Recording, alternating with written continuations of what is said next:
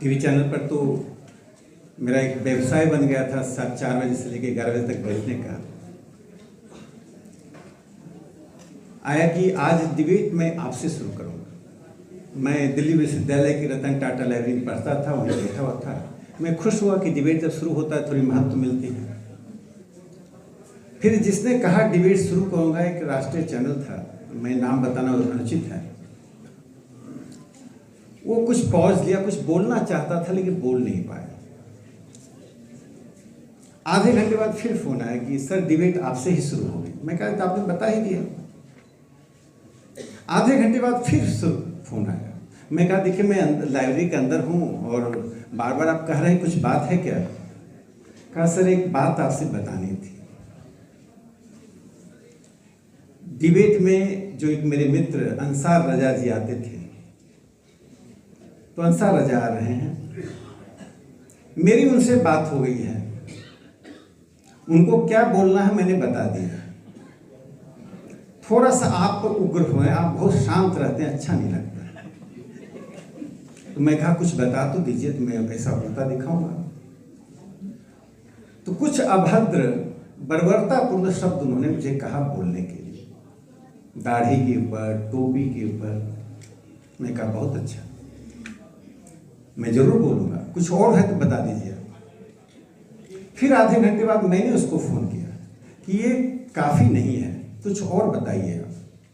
कहा सर अब आप जो बोलना है बोल दीजिए, आप दोनों झगड़ा करेंगे, मैं बीच बचाव करूंगा, फिर डिबेट हिट जाएगी, आप भी ट्रेंड करेंगे ट्विटर पर, मैं भी करूंगा। हो गया। फिर उस चैनल की गाड़ी आई, उसका फोन आया कि सर आपसे डिबेट शुरू होना है, नोएडा आने में शाम को दिक्कत होती है, आप जल्दी चले आइए। मैं कहा मैं नोएडा नहीं आ पाऊंगा, मुझे मुंबई जाना है, कोई अचानक काम आ गया है। कहा सर अचानक क्या होगा, डिबेट आपसे शुरू करना, मैंने किसी से बात भी नहीं किया है, मैं किसको बुलाऊंगा? मैं कहा कुछ बहुत जरूरत काम आ गया है। कहा क्या बताएं सर, कुछ खास बात है क्या? मैंने कहा आपने जो मुझे निर्देश दिया उसका मैं वॉशरूम में जाकर कई बार रिहर्सल किया और अपनी सूरत देखता रहा। फिर मैं देखा मेरी लंबाई भी अच्छी है, देखने में भी बुरा नहीं हूं, तो मैं क्यों नहीं मुंबई जाकर ही एक्टिंग कर लेता हूं।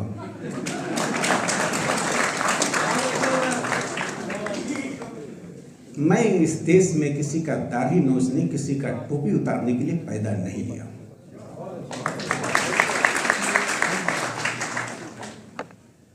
जो लोग उतारे हैं उनसे मैं लड़ने के लिए पैदा लिया। मैं राष्ट्रीय स्वयंसेवक संघ का स्वयंसेवक हूं, मैं अपनी जिम्मेदारी को समझता हूं। इसलिए मैं एक बात बताना चाहता हूं, हम किसी परिवार के सदस्य होते हैं, किसी स्कूल कॉलेज के छात्र होते हैं, किसी के दोस्त होते हैं, किसी समुदाय के होते हैं, लेकिन उसके बावजूद भी हम स्वयं में एक व्यक्ति होते हैं। मैंने उस वक्त अपनी जिम्मेदारी समझी और हल्की लोकप्रियता से बचते हुए मैंने उस दिन से कम उस चैनल पर, मैं ये घटना 2016 की है, 25 हो गए, 9 साल में उस चैनल मुझे नहीं बुलाया। अब बात रही, मुझे एक बात अच्छा नहीं लगा, जब ख्वाजा साहब बोल रहे थे तो बहुत धैर्य के साथ सुना, लेकिन अंत में कुछ लोगों का धैर्य टूटने लगा। यदि इतनी जल्दी आपको धैर्य टूट जाएगी तो फिर आपको हिंदुस्तानी कहलाने का अधिकार नहीं है। इस्लाम में मूर्ति पूजा नहीं है, लेकिन हिंदुस्तान में हिंदुओं के बीच एक आर्य समाज है जिसमें मूर्ति पूजा का विरोध होता है। और 17 नवंबर 1869 को काशी में, जिसमें हर चौक चौराहे पर मंदिर है, अनंत मूर्तियां हैं, वहां पर स्वामी दयानंद सरस्वती 300 पंडितों के साथ मूर्ति पूजा के विरोध में तर्क तथ्य के साथ बहस कर रहे थे। 50,000 की भीड़ थी। काशी का राजा उसकी अध्यक्षता कर रहा था। न किसी ने किसी पर पत्थर फेंका, न किसी ने फूल बरसाए। दोनों में विवाद चलता रहा। विवाद के साथ हिंदुस्तान का संवाद चलता रहा। ये है हिंदुस्तान। इसलिए ख्वाजा साहब जब बोल रहे थे, धैर्य से सुनिए। जिन लोगों को उससे आपत्ति हुई उनको अपने ऊपर सोचना चाहिए कि हम में धैर्य की क्षमता क्यों नहीं है। एकरा जी बहुत अच्छी पार्लियामेंट्रियन होंगी। आज जैसा उन्होंने भाषण दिया मुझे बहुत प्रभावित किया। उन्होंने जो बात कही उसको मैं यथार्थ में बताना चाहता हूं। मैं बिहार के बेगूसराय से हूं और बेगूसराय कॉन्स्टिट्यूंसी को आप अच्छी तरह भलीभांति जानते हैं कई कारणों से। राज्यसभा में जाने के पहले की बात है, टेलीविजन चैनल पर आने के कारण लोग सूरत देखकर पहचानने लगते हैं। मैं जब गांव जाता हूं तो एक लखमीनिया का बाजार है, उसमें 2 हिस्से हैं, बलिया और लखमीनिया। लखमीनिया मुस्लिमों की बस्ती है और बलिया हिंदुओं में ज़्यादा रहते हैं, लेकिन पता नहीं चलता है कि कौन कहाँ रहता है। तो मैं उस सब्जी की बाजार में शाम को घूम रहा था, तो पीछे से एक नौजवान, वो 2 दिन पहले मेरे घर आए थे इसलिए कहानी याद आ गई। जामिया में पढ़ाते थे, तब मैं नहीं जानता था, मेरा कोई परिचय नहीं था। पीछे से आए और मेरे कंधे पे हाथ रखा, कहा आप राकेश सिन्हा जी हैं, आप संघ के हैं ना, आप टीवी चैनल पर आते, बहुत अच्छा करते हैं। बहुत अच्छा लगा कि हमारे यहाँ का कोई व्यक्ति इतना बड़ा नाम कमा लिया। मैं कहा आप कौन हैं? तो उन्होंने कहा मैं अतुर रहमान हूँ, मैं जामिया में केमिस्ट्री पढ़ाता हूँ। मैं चैनल पर आकर निश्चित तौर पर ऐसी बातें नहीं करता हूँ जो सामान्य मुसलमानों को, बहुत से मुसलमानों को अच्छा लगता होगा, या मैं जिस विचारधारा से हूँ वो विचारधारा को स्वीकृत हूँ। लेकिन मुझे वो बंगाल याद आ गया जब कर्जन ने पार्टीशन किया, लेकिन स्थानीयता और संस्कृति के कारण बंगाल ने 1911 में उस पार्टीशन को खारिज कर दिया था। आज अतुर रहमान जी की वो घटना मुझे याद आ गई। उस व्यक्ति को यह बात नहीं था कि मैं क्या बोलता हूँ, उस व्यक्ति के मन में यह नहीं था कि मैं राष्ट्रीय स्वयंसेवक संघ का हूँ, मैं संघ के संस्थापक का जीवनीकार हूं। उनके मन में यह था कि मेरे गांव का एक व्यक्ति आज राष्ट्रीय स्तर पर जाना जा रहा है, उसको खुशी इस बात की थी। इसलिए हिंदुस्तान में स्थानीयता का बहुत महत्व है, उस स्थानीयता को मत भूलिए। 7 दिन पहले मैं मल्लापुरम गया और मैं कई बार टीवी चैनल पर मल्लापुरम के बारे में कई बातें कही। जाने के बाद मुझे अफसोस हुआ। जब मैं गया था स्वाभाविक था कि संघ के एक संस्था का कार्यक्रम था, मैं कार्यक्रम में गया, कार्यक्रम में बातें की। वहाँ 83-84% मुस्लिम समुदाय है। मैं घूमता रहा, लोगों से मिलता रहा, कई लोग चेहरे को पहचान कर फोटो खिंचाते रहे। मैंने मुसलमानों से पूछा कि आपको इतने कम हिंदू हैं, कोई आपत्ति होती है क्या, कोई मैंने हिंदुओं से पूछा तो मुझे लगा कि अब तक तो मैं मल्लापुरम के बारे में कुछ गलत बात ही करता रहा। यथार्थ की जानकारी नहीं होने से हम ऐसी नैरेटिव क्रिएट कर देते हैं। करना बहुत आसान है, लेकिन मैं कुछ बोल रहा हूं, वो कुकराझार में बैठा हुआ व्यक्ति या काशी में बैठा हुआ व्यक्ति या कंधमाल में बैठा हुआ व्यक्ति, क्या असर उसके मस्तिष्क में हो रहा है? उसे लग रहा है यह हकीकत है। इसलिए परसेप्शन बेस्ड पॉलिटिक्स को, परसेप्शन बेस्ड नैरेटिव को समाप्त करने के लिए सबसे अच्छा रास्ता है आउटरीच। और शाहिद सिद्दीकी साहब के इस कार्यक्रम को मैं यही आउटरीच को एक महत्वपूर्ण हिस्सा मानता हूं। जब तक हम जानेंगे नहीं कि आपके घर में क्या होता है और मेरे घर में क्या होता है, और जब तक हम पहल नहीं करेंगे, बैठकर सेमिनार करने से समस्याओं का यदि समाधान हो जाता तो दुनिया में 2 विश्व युद्ध नहीं होते। जितने खर्च शांति के ऊपर समय हुआ, पैसा हुआ, ऊर्जा हुई, उसके बाद भी अशांति फैली हुई है। कदम बढ़ाना पड़ता है। मैं एक और दूसरी घटना का जिक्र करना चाहता हूं। प्रधानमंत्री जी का जो विकसित भारत यात्रा था वो करके मैं एक जिले से जब अपने बेगूसराय आया तो कार्यकर्ताओं में बहुत रोष था। एक 16 साल की यादव समुदाय की बच्ची को एक मुस्लिम देकर भाग गया। कहा चलिए परिवार से मिल लीजिए, जो एक सामान्य राजनीति हो गई है, हल्की राजनीति हो गई है। उस कार्यकर्ता के लिए इतना था कि मेरे नेता का फोटो वहां होना चाहिए, उस परिवार से मिलना चाहिए, दुख दूर हो, समस्या का समाधान हो। मैं उसमें दूरगामी परिणाम देख रहा था। मैं कहा घटना यहाँ की है, वो प्रेम है, साजिश है, जो भी है यहाँ की है। असर पड़ेगा असम में, असर पड़ेगा केरल में, असर पड़ेगा उत्तर प्रदेश में। इसको तो यही रोकना पड़ेगा। मैं गया, 700-800 की भीड़ थी। ऐसा लगा कि युद्ध का माहौल बना हुआ है। पहले मैंने पुलिस ऑफिसर से बात की, एक से बात की, एसपी से बात की, 1 घंटे लग गए। किसी ने कान में आकर कहा, अरे आप तो फोटो खिंचाने आए थे, आप तो यहीं पूरा समय बिता देंगे, और जगह भी जाना है। मैं कहा रुक जाओ, तुम जाओ, मैं ही रहूँगा। जब 8 बज गया, पुलिस से मामला सुलझ मैंने ले लिया, तो मैंने उस मुस्लिम बस्ती में फ़ोन किया और फ़ोन करके कहा कि मैं आपके यहाँ आ रहा हूँ। बड़े खुश हुए लोग। अब यहाँ विरोध हुआ कि आप नहीं जा सकते। मैं कहा कोई नहीं जाए साथ, मैं जाऊँगा। मेरा ड्राइवर नहीं जाएगा तब भी मैं पैदल जाऊँगा, लेकिन मैं जाऊँगा जरूर, और पुलिस लेकर नहीं जाऊँगा। इसी हिंदुस्तान में स्वामी श्रद्धानंद हुए। मैं पुलिस लेकर तो बस्ती में नहीं जाऊँगा। और मैं गया, 200-250 लोग प्रतीक्षा कर रहे थे। जल्दी से बुके भी बनवा लिया था, फूल माला भी पहना दिया था, और मैंने डांटते हुए भाषण दिया। मैं इस विश्वास के साथ भाषण दे रहा था कि मैं अपने भाइयों, अपने बच्चों, अपने पिता, अपने पड़ोसी के से बात कर रहा हूं, मैं किसी कौम से बात नहीं कर रहा हूं।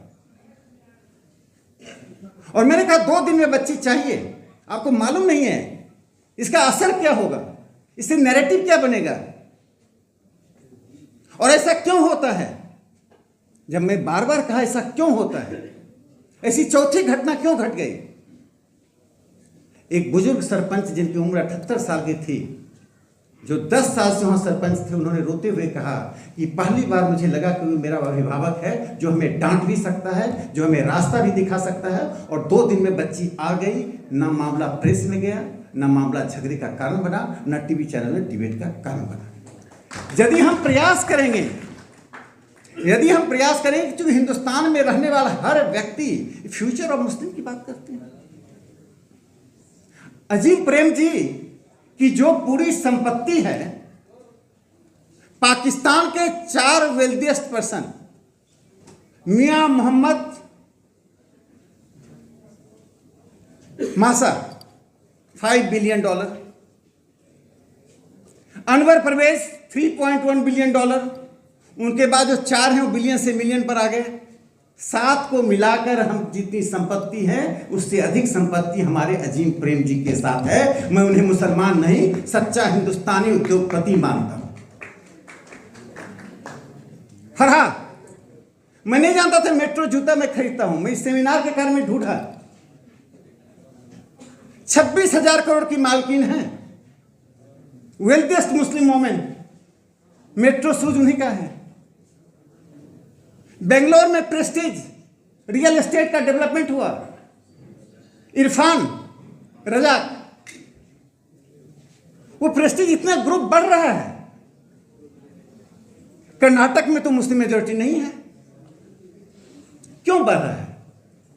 यदि नरेंद्र मोदी जी के 2014 में आने के बाद मुस्लिम रिप्रेजेंटेशन कम हो गया, मुस्लिमों की संख्या, मुस्लिमों का डिमोनाइजेशन होना शुरुआत, मैं छोटी सी आंकड़ा देना चाहता हूं। 1952 में 25 मुस्लिम थे लोकसभा में, 1957 में 23, 1961 में 26, 1967 में 28, 1971 में 28, 1977 में 49, 1980 में 45। ये कांचा वही रहा। 2024 में 24, 2024 से 2019 में 26, उसके पहले 2014 में 23। कहाँ आंकड़े बदल गए? आंकड़ा क्यों नहीं बदल रहा उसमें बताता हूं। जब हम मल्टीकल्चरल की बात करते हैं तो कहना बहुत अच्छा लगता है। मुझे हिलाल जी को पढ़ना क्यों अच्छा लगता है? क्योंकि बुनियादी मसले को उठाते हैं। मल्टीकल्चरल की बात करना और मल्टीकल्चरल में कंट्रीब्यूट करने में अंतर होता है। पूरा जो हमारी सभ्यताई पक्ष है उपनिषद में है, उसमें नेति नेति है। उपनिषद का एसेंस ऑफ हिंदुइज्म इज नेति नेति। दो शब्द को हटा दीजिए, भारत समाप्त हो जाएगा, हिंदुत्व समाप्त हो जाएगा। नेति नेति का मतलब होता है यह भी नहीं वह भी नहीं, this is not that is not. इसलिए नए संप्रदाय का बनना, नए धार्मिक प्रवचनों का होना, अलग अलग इंटरप्रिटेशन होना, अलग अलग पुस्तकें आना, विरोध होना, पक्ष विपक्ष में खड़ा होना, यह इस प्रक्रिया का हिस्सा बनना चाहिए। इस प्रक्रिया का हिस्सा बनने के लिए मैं अल्बानिया का उदाहरण देता हूं। अल्बानिया एक छोटा सा मुल्क है। उस छोटे से मुल्क में 17% क्रिश्चियंस हैं और ऑलमोस्ट 83% मुस्लिम्स हैं। अल्बानिया पूरे दुनिया के मुसलमानों से एक अलग उदाहरण पेश किया है। जो सेकुलर पॉलिटिक्स है उनका, जो सेकुलर सोसाइटी है, आज तक अल्बानिया में ईसाई और मुसलमानों के बीच मतभेद नहीं हुआ। दोनों के धर्मों के बीच कोई अंतर दिखाई नहीं पड़ा। दोनों के सामाजिक सांस्कृतिक जीवन में कोई अंतर नहीं दिखाई पड़ा। क्या भारत यह मॉडल नहीं दे सकता? क्या हम इतने अक्षम हैं? क्या इतने हम पूर्वाग्रह से ग्रसित हैं? अभी राष्ट्रीय स्वयंसेवक संघ के सरसंचालक मोहन भागवत जी ने लगातार 2018 से लगातार वे देश के नैरेटिव को चेंज करने की कोशिश कर रहे हैं। राजनीतिक पार्टियों की प्रतिक्रियाओं को छोड़ दीजिए। एक संघ जो 1925 से बना, जिस संघ के खिलाफ अनेक प्रकार के नैरेटिव लगातार चलाए जाते रहे, और नैरेटिव क्या होता है उसका एक उदाहरण देता हूं। पार्टीशन द्विराष्ट्रवाद कैसे हुआ, क्या हुआ, ये लंबे विमर्श की बात है। ठीक साहिब भाई कह रहे थे हम पास्ट में बाद में डिबेट कर लेंगे। आरएसएस बहुत छोटा संगठन था तब। मुस्लिम लीग के हेडक्वार्टर को पता ही नहीं था कि आरएसएस क्या है। लेकिन जब पोलराइजेशन करने की बात आई, चूंकि RSS the most visible Hindu organisation due to shakha, गणवेश के कारण, परेड के कारण, ड्रिल के कारण, तो 15 मई 1946 को एक पहला एडिटोरियल डॉन अखबार में आया, जो मुस्लिम लीग का अखबार था। उसने लिखा कि आरएसएस पर बैन लगाओ, क्योंकि they are danger to the Muslims. और गांधी नेहरू से अपील की कि आप हमारे साथ रहिए। 15 दिन बाद 31 मई 1946 को दूसरा एडिटोरियल आया, जिसमें गांधी नेहरू की आलोचना की गई कि आपने आरएसएस पर बैन लगाने के लिए कोई कोशिश नहीं की, क्योंकि RSS is becoming a most danger for the Muslims. वो भूल गए कि 1934 में सेंट्रल प्रोविंसेस में आरएसएस पे 2 दिन का डिबेट चला, पहली बार हिंदुस्तान के इतिहास में। इसलिए मैंने कहा खुलकर बात होनी चाहिए, मन से बात होनी चाहिए, मन में कोई भ्रास है तो वह भी निकालना चाहिए, और दूसरे को सुनने की क्षमता होनी चाहिए। तो जब डिबेट हुआ, उस 2 दिनों के डिबेट में आरएसएस पे कॉमनल होने के कारण बैन करने की बात हुई, तो सबसे ज्यादा प्रोटेक्शन आरएसएस उस वक्त न जनसंघ था, न हिंदू महासभा था। उसमें सबसे ज्यादा प्रोटेक्शन एमएस रहमान नाम के व्यक्ति उठे, जो member of Central Provinces and Berar legislative council थे। उन्होंने कहा on such matter silence is golden, but I have to speak. उन्होंने सवाल किया कि मैं तो कभी संघ को दंगा करते नहीं देखा। जैसे मुस्लिमों का ऑर्गेनाइजेशन वैसे हिंदुओं का ऑर्गेनाइजेशन है, और सरकार का वो बिल डिफीट हो गया।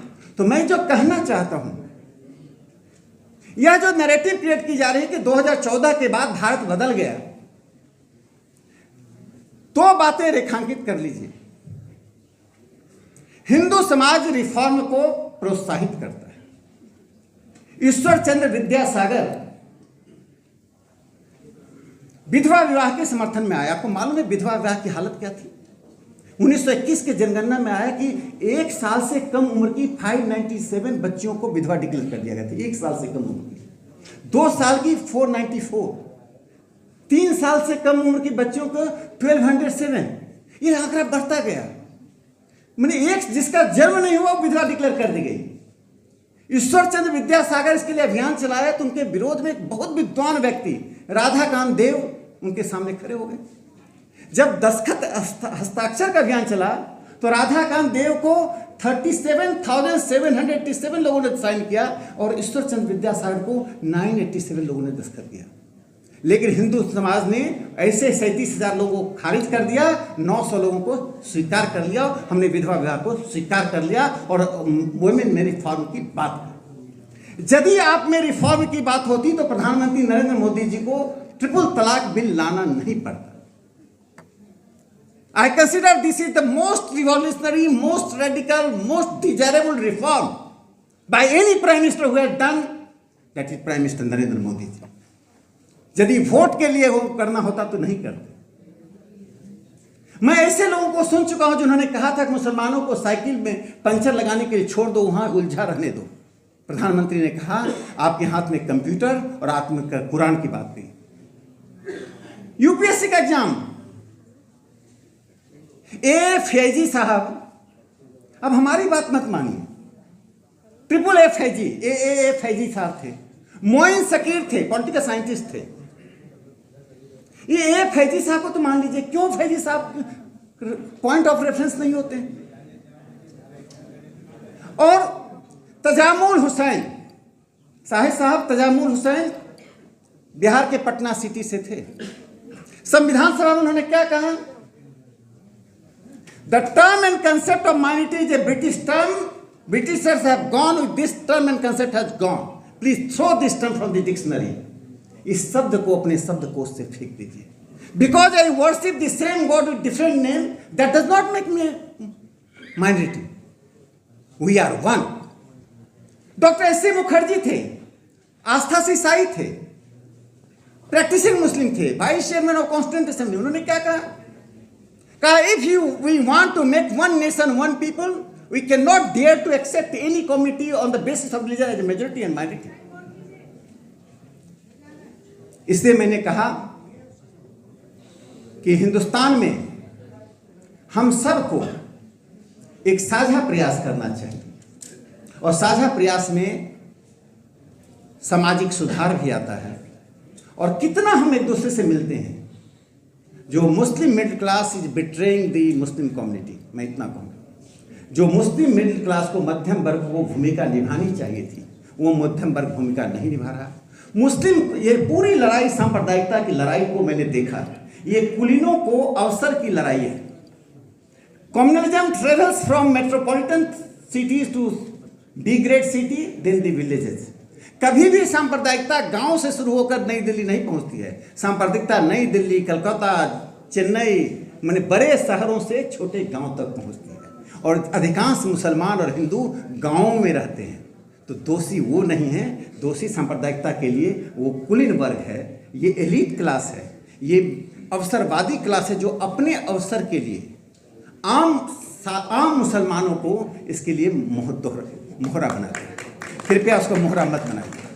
और अंत में मैं एक बात कह के अपनी बात समाप्त करता हूं। एक बड़ी रोचक घटना घटी एक बार। घटना यह घटी कि मैं कॉलेज में टीचर इंचार्ज था और जाहिर है दिल्ली विश्वविद्यालय में अधिकांश उस वक्त शिक्षक जो थे वो एक खास विचारधारा, वामपंथी विचारधारा से थे, राजनीतिक विज्ञान में। एक महिला मेरे पास आई एडमिशन के लिए। मैं टीचर इंचार्ज था, उस वक्त हाथों से ही होता था, तो मैंने उसका एडमिशन के लिए कर दिया। जगह थी, गया तो प्राचार्य के कमरे से वापस आ गया कि एडमिशन रोक दो। सीटें थी, कहा कि कुछ सीटें हम बचा कर रखेंगे बाद के लिए, मना कर दो, एडमिशन नहीं। मैंने उस महिला का नाम भी नहीं देखा था। मैंने बच्चे का मार्क्स देखा, योग्यता देखी, उसके अलावा मुझे कुछ देखने की जरूरत नहीं थी। जाहिर है यहाँ कोई अफगानिस्तान का, अमेरिका का व्यक्ति तो अप्लाई करेगा नहीं, क्यों मैं अपना समय खराब करूँ। मैंने कहा एडमिशनों का, फिर रोने लगी कि सर आज लास्ट डेट है, अब वहाँ से मना हो रहा है। मैंने लिख के दिया कि kindly I refer this case to the council, जो हमारी काउंसिल थी उसमें रेफर कर रहा हूँ, क्योंकि जब सीट है तो क्यों नहीं एडमिशन होगा। इसके पहले मेरे एक मित्र थे, मैं नाम नहीं बोलूँगा, पत्रकार, बड़े अंग्रेजी पत्रकार रहे हैं, उनके बच्चे के एडमिशन के लिए मैं प्रिंसिपल से झगड़ चुका था, वो भी खास करके मुस्लिम ही थे, उनका एडमिशन मैंने कराया था।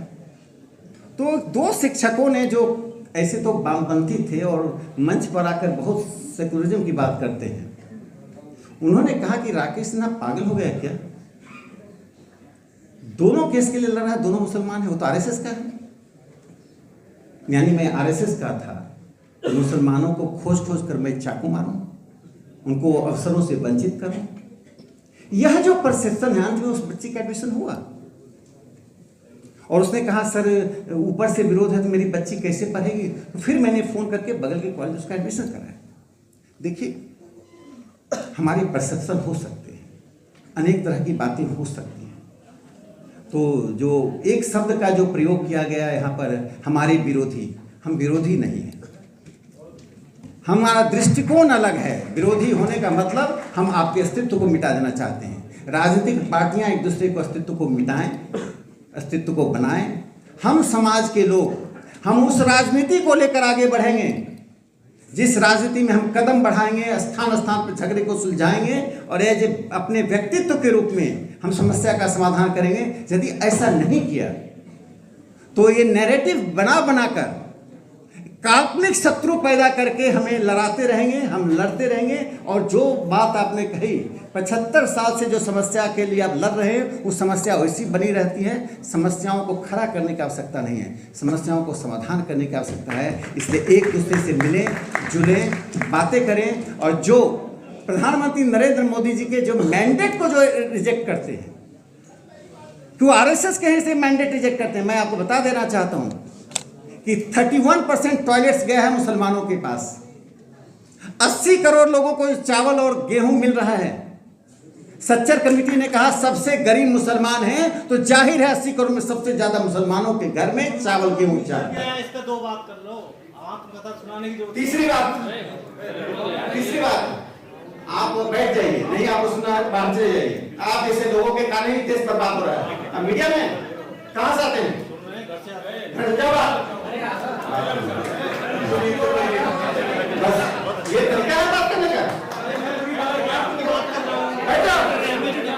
आप बोलिए, मैं एक घंटे बोलूंगा, तुम्हारे घर आकर तुमको सुनाऊंगा मैं। बैठ जाओ,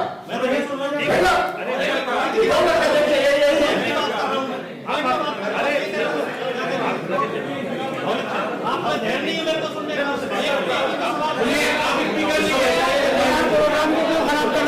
भैया चुप हो जाओ यार। नहीं आप रिस्पेक्ट दीजिए, गलत बात है, रिस्पेक्ट दीजिए आप, ये गलत बात है। बस मैं अंत में ये कहना चाहूंगा, ऐसे जो छोटे से एलिमेंट हैं, गलती इस बच्चे की नहीं है, इसके माथे